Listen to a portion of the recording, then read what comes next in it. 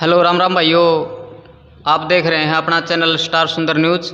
और आज हम एक ऐसे महान खिलाड़ी के पास आए हैं जो कि कबड्डी में भी अपना नाम कमा चुके हैं और बहुत अच्छे खिलाड़ी रह चुके हैं। गांव दिनोद को पहला इनाम भी इन्होंने ही दिलाया था। तो आओ मिलवाते हैं मिस्टर राजेश कोच साहब जी। कोच साहब जी राम राम। राम राम। सभी भाइयों को मेरी तरफ से good morning, Ram Ram. Coach साहब जी, सबसे पहले तो हमारे दर्शकों को अपने बारे में थोड़ी जानकारी दिए। सभी भाइयों को राम राम। मैं कोच राजेश, एथलेटिक्स कोच। अभी फ़िलहाल मैं एयरफोर्स में हूँ, वारंट ऑफिसर। जैसे कि स्टार्टिंग में अपने यहाँ पीटीआई आए थे स्कूल में, उनने स्टार्टिंग करवाया। उसके बाद क्या है, हम थोड़ा सा अचीव किया। उसके बाद हम गए गुड़गांव में, वहाँ जगदीश कोच साहब मिले। श्री जगदीश कोच साहब जी ने क्या है हमारे को स्टार्टिंग करवाई डिस्कस और शॉर्ट पुट। पहले क्या था, पहले तो हम गांव में खेलते थे, जैसे रेसलिंग भी कर ली, कबड्डी खेल ली। तो हमने वहाँ भी रात को 8-8, 9-9 बजे तक प्रैक्टिस की। यहाँ हमारे गांव में ही ग्राउंड भी नहीं होता था उस टाइम, तो इतनी फैसिलिटी भी नहीं थी। हम तो रास्तों में भागते थे, जैसे भी खेत की राह में भाग लिए। लोग बोलते भी थे आगे, यार क्यों बैलों को चिमका रहे हो, ठीक है ये वो। फिर हमने किसी की परवाह नहीं की, हमने अपना गोल सेट कर रखा था भाई, कैसे कैसे हमने ऊपर जाना, अचीव कैसे करना है। कई बच्चे थे क्या, मेरे साथ के दोस्त थे, मेरे भाई थे और भी थे, वह भी मेरे साथ लगे रहते थे। तो उन्होंने क्या किया, वो भी एक लेवल तक गए, बिछड़ गए। मैं अपना एम था एक, वो अपना एम सेट रखा हमने, अब भाई मैंने लाइफ में क्या करना है, उसी हिसाब से मैं प्रैक्टिस करता रहा, आगे बढ़ता रहा। कोच साहब, आपने ये गेम कब स्टार्ट किया था? मैंने ये गेम किया 1992 में स्टार्टिंग किया। उससे पहले क्या था, उससे पहले भी मैं स्टार्टिंग किया। बचपन से मेरे को शौक़ था स्पोर्ट्स का। तो मैं क्या था, यहाँ जैसे अपने लड़कियों का स्कूल था, वहाँ भी डंड मारना, ये करना। पहले तो देसी काम था, हमारे को आइडिया ही नहीं था भाई प्रैक्टिस कैसे करनी है। हमारे को तो ऐसा था बॉडी बनानी है भाई, डंड मारना, रेस करनी, ये मारना, डंड बैठक मारना, तो ये चीज़ें की। जैसे खेलते हैं तो उसके बीच में कोई ऐसा वाक्य जो आपको याद हो अब तक? भाइयों जैसे क्या हुआ, जब स्टार्टिंग का ही बता देता हूँ मैं, एक ऐसे मजाक टाइप है ये। स्टार्टिंग में क्या था, जैसे कबड्डी खेलते थे अपने गांव में ही, अपने गांव में अपने दिनोद में कबड्डी चल रही थी। तो उस टाइम कंपटीशन चल रहा था क्वाड का और दिनोद के मैच चल रहा था कबड्डी का। तो उसमें क्या, मैं रेड कर रहा था, एक अपना फौजी था पहलवान वहाँ क्वाड का, वो भी अच्छा लड़का था, अच्छी रेड करता था, वो भी नहीं रुकता था भाई। तो हमारे पॉइंट क्या बराबर चल रहे थे, दिनोद के और क्वाड के। उसमें क्या था, उसमें हम खेलते थे भी, तीनों भाई खेलते थे। छोटा भाई था राकेश, वो भी, वेद प्रकाश भी, हम तीनों भाई कबड्डी की टीम में थे। तो कैच में क्या हुआ, जैसे क्या वेद प्रकाश ने कैच मारी, तो उस वो पहलवान ने क्या किया, क्वाड वाले ने उसको थोड़ा ऐसे फेंक दिया, जबरदस्ती अपनी पावर से दिखा दी। जबकि मैं रेड करता था, ईजी रेड करके अपने पॉइंट ले आता था, उसमें कोई घमंड वाली बात नहीं थी। तो मेरे को वो चीज़ें फील हुई, अगर भाई ऐसे गलत किया इसने। उसके बाद क्या हुआ, मैं वहाँ से रेड से हट के सीधा रेड करके डायरेक्ट मैं वहाँ गया कैच में। मैं कहा भाई आ जाए अब की बार। तो उसमें क्या हुआ, मैं रेड में गया, आते ही मैं उसको हाथ लगा दिया। पहले आगे बढ़ के मैं लगाया, मैं कहते और किसी का हाथ लगा दे। तो उसके बाद मैंने हाथ लगाया, तो उसको मैंने बड़ी यात्रा कैच किया, उसको दिखाया पावर क्या चीज़ होती है। मैं छोड़ दिया उसको, फिर पकड़ा, फिर छोड़ दिया, फिर पकड़ा, ऐसे पकड़ के रोका मैंने उसको आराम से। मगर उसको ये दिखा दिया, अब भाई लाइफ में क्या है, कभी घमंड नहीं करना चाहिए भाई, पावर है ये है, उसको कंट्रोल करना सीखो। ये नहीं आप दूसरों को ऊपर दिखा रहे हो पावर दिखानी, ग्राउंड में दिखाओ, गेम में दिखाओ और अच्छी जगह दिखाओ। ये क्या है, एक मान लो एक लड़का कमज़ोर है, उसके पास रेड करने गए, उसको आप उठा के भगा रहे हो, ये तो बहुत गलत बात है ना। इसमें तो एक घमंड वाली बात होगी। तो सबसे मेरा स्टार्टिंग का वाक़या था वो था। उसके बाद क्या है, उसके बाद तो फिर हमारा लेवल थोड़ा भाई बाबा दुनिया की दया से, भगवान की दया से हमारा लेवल थोड़ा अप हो गया। तो हमारी सोच भी थोड़ी अप होगी। सर्विस में गए, वहाँ पर जाके भी हमारे सर्विस रिकॉर्ड भी बनाया मैंने, जैसे एयरफोर्स, आर्मी, नेवी, तीनों की टीम में मेरा रिकॉर्ड है। तो उसमें रिकॉर्ड भी बनाया, तो मेरे को बड़ी अच्छी फीलिंग आई। उसके बाद तो स्टेप बाय स्टेप ऊपर जाता गया मैं। कोच साहब, आपने भी वो कर दिया क्रिकेट में, जैसे जो युवराज सिंह थे, उनकी बॉल पर अच्छा छक्के लगे थे। तो जब युवराज बैटिंग करने आए तो इंग्लैंड की टीम के साथ मैच था, तो युवराज ने भी 6 छक्के लगाए थे। बिल्कुल लगाए थे। तो आपने वही वाक़या कर दिया। हाँ, बिल्कुल बिल्कुल होता है ना, कभी कभी कोई बातें फील हो जाती हैं ऐसे। नहीं तो आराम से क्या, स्पोर्ट्स क्या, गेम क्या है, गेम की भावना से खेलो। यानी किसी से बहस निकालनी है, ये निकालनी है। जो बंदा, जो भी खिलाड़ी होगा, जो खिलाड़ी अगर बहस निकालेगा ना, तो वो खिलाड़ी ऊपर नहीं जा सकता, जी। उसका एक लेवल है, वहाँ तक रहेगा। तो स्पोर्ट्स में कभी भी अपनी वाह मत निकालो, इसको मैं अब की बार देख लूँगा, नू दे लो। हाँ, अंदर खुंदक रखो, गेम में रखो, ये नहीं भी उसको दिखा रहे हो, ये नहीं, गलत बात है ये। कोच साहब, सबसे अच्छा मैच कौन सा रहा आपका? सबसे अच्छा मैच तो जैसे क्या है, कबड्डी में तो और भी मैच हुए काफ़ी। जैसे एक बार मैं पंजाब से भी लेके आया था टीम, बड़े अच्छे लड़के थे। मैं इसलिए मेरा थोड़ा दिल का वो था, अगर मैं गांव वालों को या गुआंढ को मैं दिखाऊं कबड्डी का इंजॉय करें। फिर उस टाइम क्या है, उस टाइम मैच भी खेले, वो लड़के बहुत ही अच्छे थे, जैसे कनाडा अमेरिका जाते थे वो खेलने के लिए। हाँ, वह लड़के मेरे साथ आए थे जो फॉरेन में मैच खेलते थे। सिर्फ मैं एक बार ये दिखाना चाहता था गाँव में, अब देखो कबड्डी ये होती है, ऐसे ऐसे लड़के भी हैं। साहब, दिनोद में जो आपने पहला मैच अपने नाम किया था, जो दिनोद को मैच दिलवाया था आपने, वो कौन से सन में क्या हुआ था? वो क्या था, जैसे 95-96 में। उस टाइम क्या था, उस टाइम में बढ़िया पीक में था। हाँ, तो उस टाइम ऐसा था कि मेरे को पता ही नहीं था कितनी पावर है मेरे अंदर। तो अपने बूढ़े थे, जैसे बूढ़े बड़े सारे देखते थे मैच, दादे थे, ताऊ थे, भाई थे, सारे भाई बंद देखते थे। तो मैं भी 1 पॉइंट लाता था तो इतने पैसे भगा देते थे मेरे ऊपर।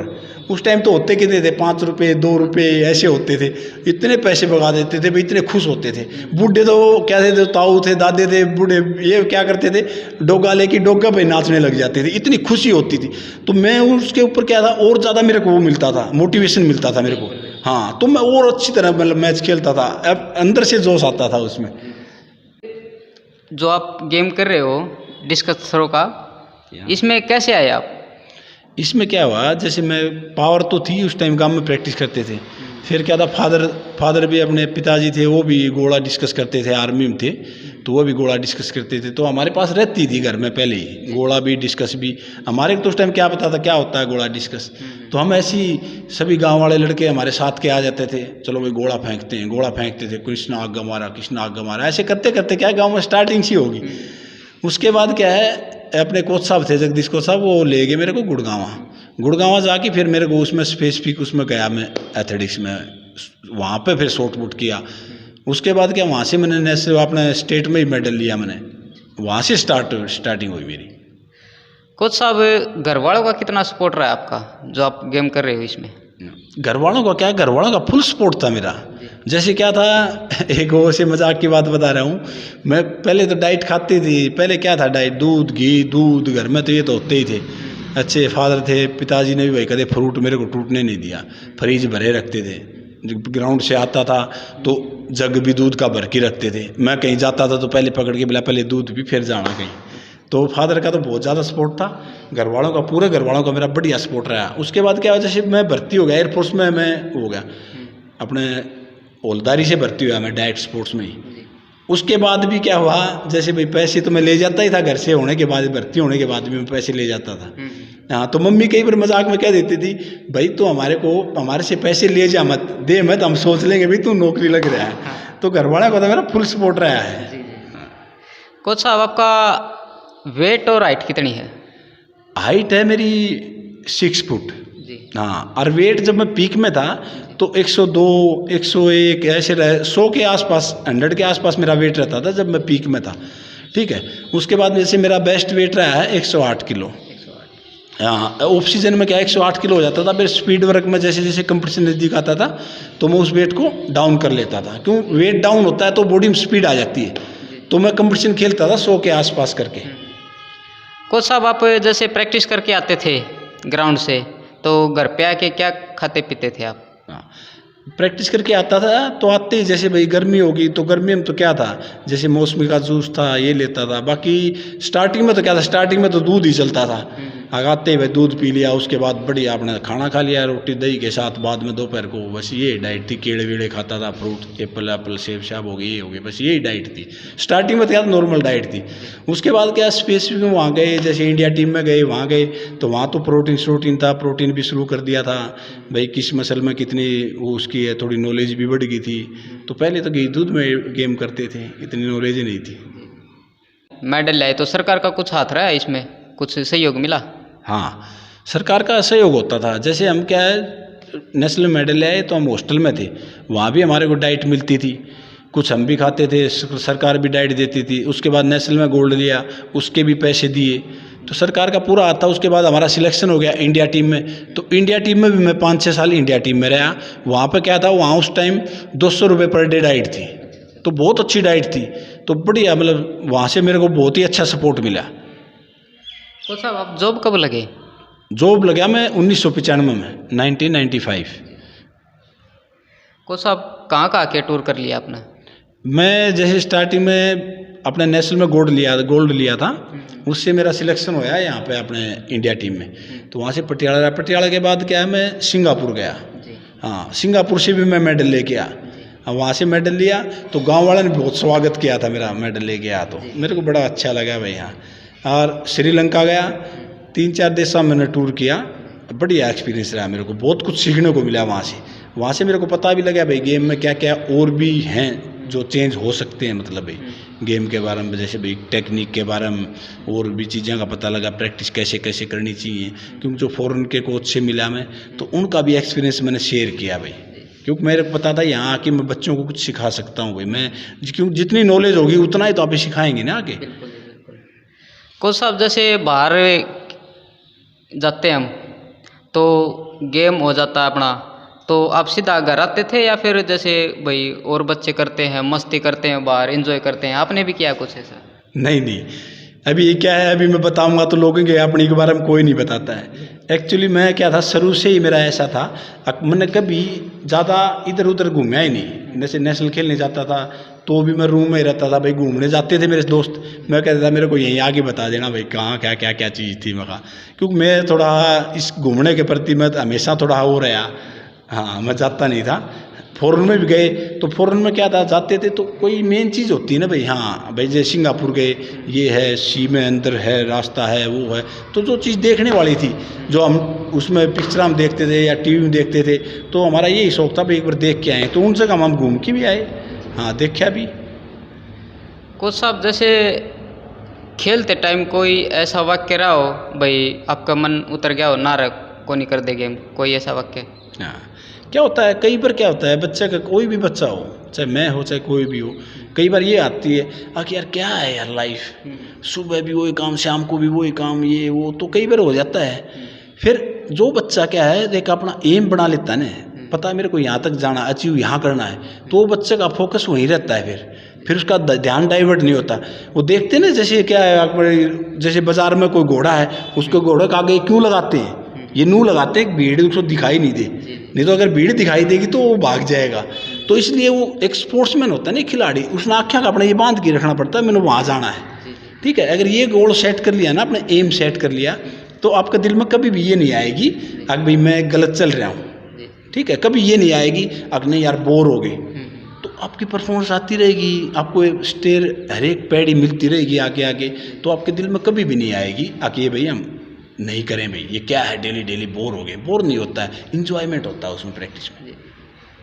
अच्छा कोच साहब जैसे बाहर गए आप खेलने, फॉरेन गए या फिर कोई भी देश लगा लो, तो कोई ऐसा दोस्त बना जो आपको याद हो? जैसे क्या था, हाँ हम खेलने गए अपने वहाँ के, जैसे अपने सिंगापुर में गया, सिंगापुर के लोकल लोग थे जो टीम के बंदे थे, उनसे भी हमारी हेलो आए थी, ठीक है, और भी देश के आए थे उनसे भी थी।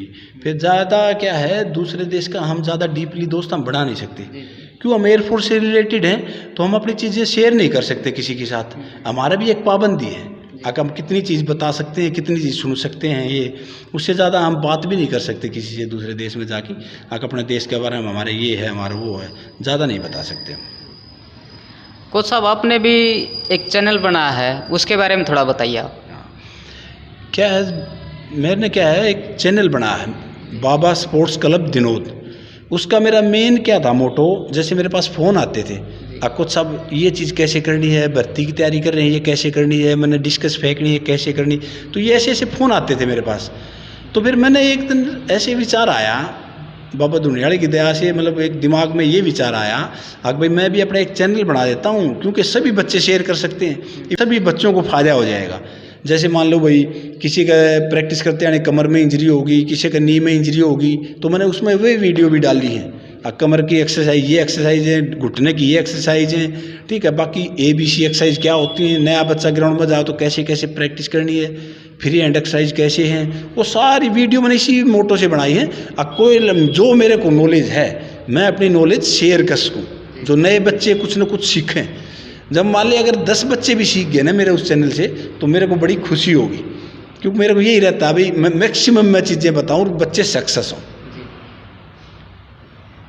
कोच साहब जैसे एक तो पहले गेम करते थे, एक अब करते हैं, कुछ डिफरेंस आया इसमें? हाँ बिल्कुल। जी। इसमें क्या होता है, जैसे पहले करते थे प्रैक्टिस, उसमें उस टाइम पता ही नहीं था। अभी क्या है, अभी स्पोर्ट्स में क्या है, साइंस इन्वॉल्व होगी, तो साइंस इन्वॉल्व होगी तो क्या है, टेक्निक में रात दिन का अंतर हो गया। पहले हम क्या करते थे, 100% प्रैक्टिस करते थे, 100%, रिजल्ट आता था 40%। अभी जो मैं टीम रखता हूँ, जैसे एयरफोर्स, आर्मी, नेवी, तीनों टीम मेरे पास रही है, तो उसमें क्या करता हूँ मैं 40% प्रैक्टिस कराता हूँ और 100% रिजल्ट लेता हूँ मैं। क्योंकि अभी मेरे को पता लग गया, काफ़ी चीज़ें चेंज होगी। पहले क्या था, पहले तो क्या डंड मार लिए, ये मार लिया भाई, वो करना, दौड़ लिए, वो करे। अभी क्या है, अभी स्पेसिफिक चीज़ें आ गई। जैसे मान लो मैंने डिस्कस फेंकनी है, तो डिस्कस में मेरी ये मसल यूज होगी, तो मैं इस मसल का ज़्यादा ध्यान रखूँगा। थाई पावर चाहिए तो इसकी मैं प्रैक्टिस ज़्यादा कराऊंगा। फालतू हम क्या करते थे, जैसे उस टाइम हम प्रैक्टिस करते थे 4-4 घंटे हम शरीर को तोड़ते थे बुरी तरह। हमारे को ये नहीं पता था करना क्या है, हमारे को ये पता था शरीर को थकाना है, देसी भाषा में। अभी क्या है, अभी साइंस इन्वॉल्व होगी तो स्पेसिफिक चीज़ें बहुत ज़्यादा आएगी उसमें, ठीक है। तो इसलिए बहुत डिफरेंस है पहले में अब में। कोच साहब जैसे गेम करते हैं तो नए नए बच्चे होते हैं, वो दवाई वगैरह भी लेते हैं, तो इस बारे में कुछ बताइए आप। इसमें क्या है, जो ड्रग्स लेते हैं ना बच्चे, मेडिसिन लेते हैं, ये क्या है, ये कई बंदे ऐसे बका देते हैं जिनको नॉलेज ही नहीं होती। ऐसा कुछ भी नहीं है, ऐसी कोई चीज़ हो तो दुकान वाला खा के अपने आप गेम कर ले, एंड बच्चों को क्यों दिले हो, ऐसा नहीं है। हाँ ठीक है, सप्लीमेंट लो, जैसे प्रोटीन है, प्रोटीन का मीनिंग क्या है, प्रोटीन क्या है, जैसे आप 3 किलो राशन खा रहे हैं तो आपने को इतनी वो एनर्जी मिल रही है, प्रोटीन मिल रहा है आपने को, तो वो क्या होता है, वो इतना खाने में 3 किलो का राशन जितना मिल जाएगा तो लीवर पर जोर नहीं आएगा, तो वह बहुत ज़रूरी है। इतना वर्कआउट करते हैं, नॉर्मल खाना में तो कर नहीं सकते, तो इसलिए अपने को सप्लीमेंट लेना ज़रूरी है। बाकी मेडिसिन लेने का कोई मतलब नहीं है, मेडिसिन तो लेनी नहीं चाहिए, उसका साइड इफेक्ट बहुत ज़्यादा है। नए बच्चे आते हैं ग्राउंड में, उनको पता नहीं रहता कि इसका साइड इफेक्ट क्या है, क्योंकि वह बच्चे क्या होता है, एक ने खा रहा है फिर दूसरे को बता दे, दूसरा खा रहा है, बॉडी अच्छी दिखेगी, ये दिखेगी, उनको नहीं पता भी पीछे इनका क्या हो रहा है साइड इफेक्ट। तो ऐसा कुछ नहीं है भी मेडिसिन से गेम होता है। हाँ प्रोटीन लो, उसके लिए रिकवरी होती है प्रोटीन से। हाँ। तो ये थे हमारे साथ में राजेश कोच साहब। जो नए बच्चे हैं उनको कुछ संदेश देना चाहोगे आप हमारे चैनल के माध्यम से? हाँ बिल्कुल, मैं नए बच्चों से जैसे छुट्टी आता हूँ मैं, तो उस टाइम मैं ग्राउंड में भी जाता हूँ, नए बच्चों को मैं यही कहता हूँ, अब भैया देखो, अगर ये लाइफ है, अभी 2-3 साल अगर घूम लिए ना, सारी ज़िंदगी ऐसे ही घूमोगे। अब 2-3 साल मेहनत कर ली तो लाइफ में ज़िंदगी भर ऐश करोगे। जैसे हमारे साथ कई बच्चे लड़के थे, आज वो ऐसे घूम रहे हैं बेचारे, उनको जॉब नहीं मिला। जॉब क्यों नहीं मिला, उन्होंने मेहनत नहीं करी। जब हम सुबह रिजाई से सुबह क्या था, रिजाई से हम निकलते थे, सुबह 4 बजे हम निकल जाते सर्दियाँ में, तो उस टाइम वहाँ निकलना बहुत मुश्किल होता, हमारे को भी अच्छा नहीं लगता था। कई बार ऐसे होता है, क्या यार ये बोरिंग है, डेली सुबह उठना, और वह सोते थे 8-8, 9-9 बजे तक। तो हम सोचते थे ना कि लाइफ अच्छी है यार, हम तो ऐसे ही आए हैं, ऐसे ही चले जाएंगे। उसके बाद क्या अभी फील होता है, अब हम कहाँ हैं, वो कहाँ हैं। तो अगर हमने मेहनत, जो बच्चा मेहनत करेगा ना, भगवान उसको फल जरूर देगा। इसमें क्या, स्पोर्ट्स में ऐसा कुछ नहीं, शॉर्टकट तो लाइफ में है ही नहीं। ये जो शॉर्टकट रास्ते अपनाते हैं ना, ये कुछ दिन के हैं। जो अपने मेहनत से ऊपर जाएगा ना बंदा, वो हमेशा सक्सेस होगा, भगवान उसको जरूर देगा। किस्मत बनानी पड़ती है, भगवान भी मजबूर हो जाता है देने के लिए, अगर आप अच्छे हार्ड वर्किंग वर्कर हो तो, ठीक है। तो मैं बच्चों से यही संदेश देता हूँ। मैं जैसे मैं छुट्टी आता हूँ तो गांव में बताता हूँ बच्चों को, भाई ये करो वो करो, समझाता हूँ। ये भाई मैं सोचता हूँ कम से कम मेरे कहने से 20-30 बच्चे, गांव के मैक्सिमम बच्चे बाहर निकल जाएँ, कोई नौकरी लग जाए।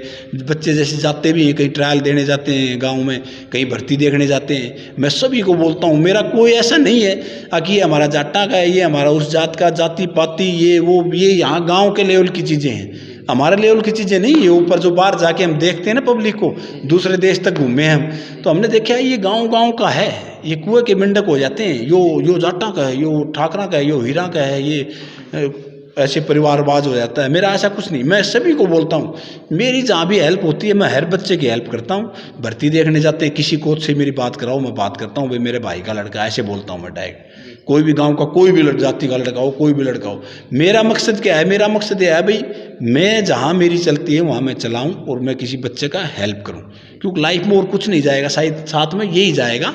आप भाई अच्छे काम करो, किसी के हेल्प करो, भगवान अपने आप देगा आपको। अगर और भी कुछ है, जैसे कोई डाउट है और है, तो आप मेरे से फ़ोन करके भी पूछ सकते हो।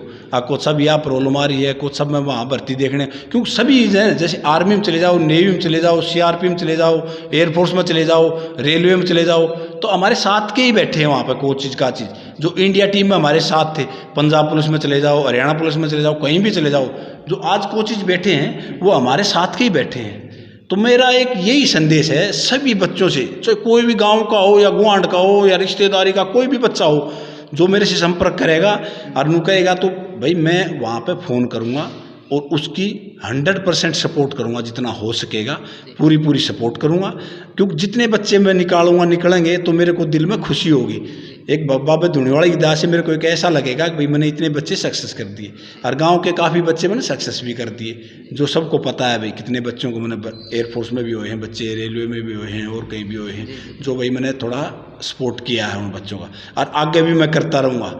तो मैं बच्चों से यही कहता हूँ, अब भैया हार्ड वर्क करो और फालतू कामों तो बचो, गांव का माहौल अच्छा करो, ठीक है। तो हमेशा बच्चा सही रहेगा, तो बड़े बूढ़े बुजुर्गों की इज्जत करो, ठीक है। ओके, थैंक यू, जय हिंद, जय भारत। तो ये थे हमारे साथ में राजेश कोच जी। और आपको अगर वीडियो अच्छी लगी हो तो इस वीडियो को लाइक, शेयर और कमेंट ज़रूर करें, ताकि मैं और अच्छी वीडियो बना सकूं। इसी के साथ में जय हिंद, भारत माता की जय।